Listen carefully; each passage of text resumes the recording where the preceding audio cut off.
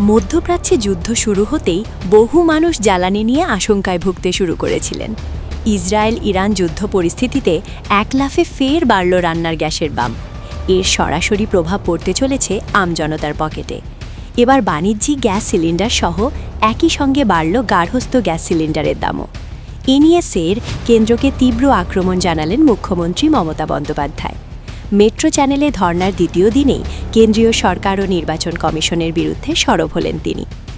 গ্যাসের লাগাতার মূল্য বৃদ্ধি নিয়ে ক্ষোভ উগরে দিয়ে মমতা বলেন, গতকাল ৬০ টাকা গ্যাসের দাম বাড়িয়েছে, তার ৩ দিন আগে আবার ৪৯ টাকা বাড়িয়েছে। বড় সিলিন্ডারের দাম ২১০০ টাকা হয়ে গিয়েছে, আর ছোট সিলিন্ডারের দাম ১০০০ টাকা হয়ে গিয়েছে। গ্যাসের নতুন বুকিং নিয়ম নিয়ে প্রশ্ন তুলে তিনি বলেন, বলছে ২১ দিন আগে থেকে বুক করতে হবে।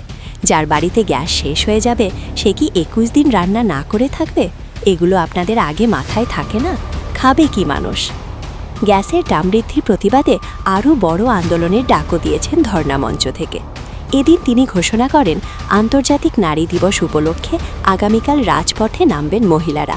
প্রতিবাদ মিছিল হবে একেবারে অন্য ঢঙে।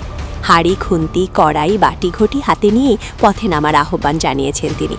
বলেন, কাল মিছিল হবে, গ্যাস নেই, রান্না নেই, গ্যাস নেই, খাবার নেই। সেই জন্য হাঁড়ি, কড়াই, বাটি, ঘটি, হাতা, খুন্তি দিয়ে প্রতিবাদ মিছিল হবে। ক্রমাগত গ্যাসের দাম বৃদ্ধিতে সাধারণ মানুষের ভোগান্তি বাড়ছে বলেই দাবি তৃণমূলের।